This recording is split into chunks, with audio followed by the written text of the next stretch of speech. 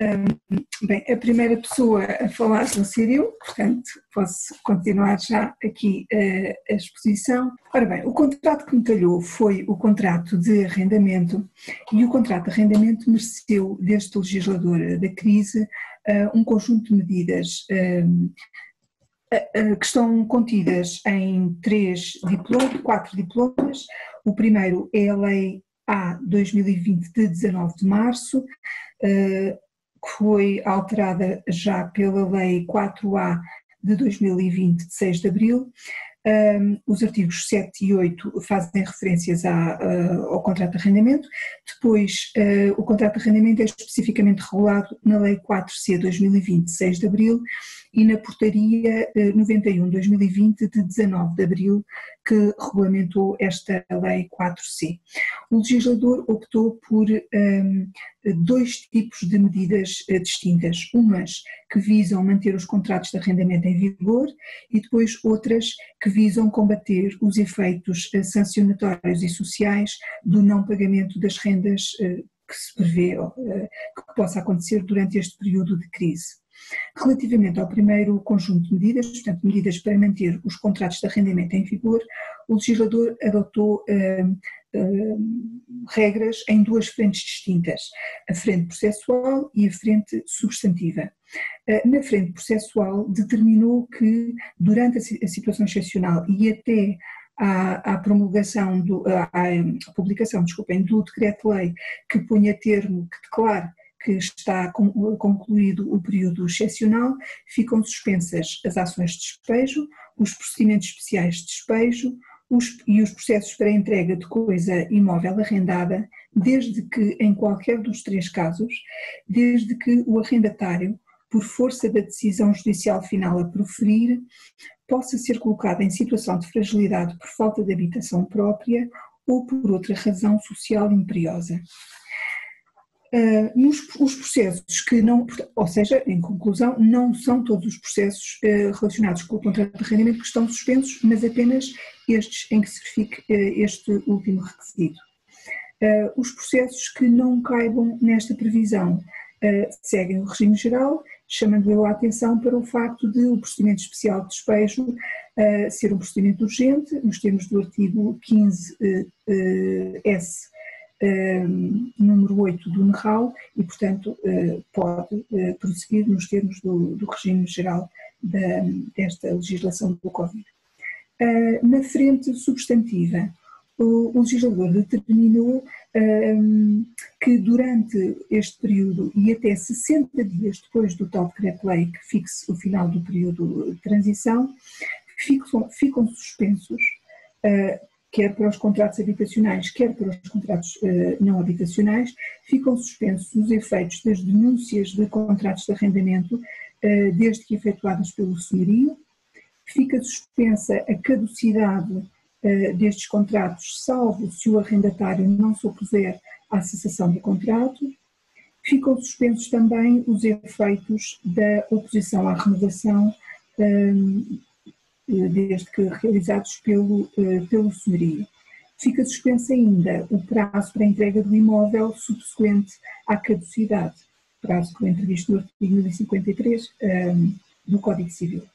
Bom, eu chamo a atenção aqui para que a suspensão é uma suspensão dos efeitos e não uma suspensão técnica, isto é possível denunciar estes contratos, é possível o senhorio opor-se à renovação do contrato, o prazo contratual corre naturalmente. O que acontece é que no final, quando o efeito extintivo da relação contratual se devia produzir, esse efeito fica suspenso e não se produz. Portanto, os senhorios que tenham interesse em fazer cessar os contratos no final do período excepcional devem enviar as cartas, fazer tudo de acordo com a lei, porque no final essa decisão cobrará efeitos.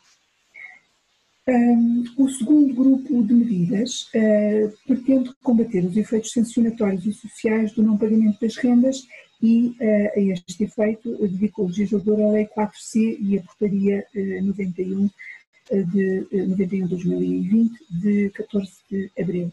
A portaria. Nesta portaria também estão previstos dois sistemas diferentes. Um que se destina a paralisar os efeitos da mora, seja quanto a indemnizações moratórias. Não nos podemos esquecer da indemnização supletiva dos 20%, mas outras também. Há uma previsão específica para as cláusulas penais no caso dos arrendamentos não habitacionais, mas eu penso que também se estende aos contratos de arrendamento habitacionais, porque este diploma o que faz é retirar a ilicitude da mora. Portanto, não havendo ilicitude, as cláusulas penais, pelo menos aquelas que tenham sido pensadas para situações de ilícitos contratuais, não funcionam. Portanto, estava eu a dizer, primeiro mecanismo, a mora não dá lugar à indemnização nem constitui justa causa de resolução dos contratos de arrendamento. Segundo mecanismo, este agora reservado para os contratos habitacionais, para os contratos de arrendamento habitacionais, quer o inquilino, quer o senhorio, na circunstância do seu inquilino não ter solicitado, podem solicitar ao Instituto de Habitação e Reabilitação Urbana, em certas circunstâncias, claro, se os rendimentos descerem abaixo de certo nível, enfim, depois tudo isso está detalhado no decreto-lei e, sobretudo, na portaria. Podem solicitar ao Instituto um empréstimo sem juros para fazer face ao pagamento das rendas, no caso de não pretenderem beneficiar do regime da moratória, digamos assim. Chama a atenção para que este mecanismo da Lei 4C se aplica quer ao arrendamento, quer a outras formas contratuais de exploração de imóveis.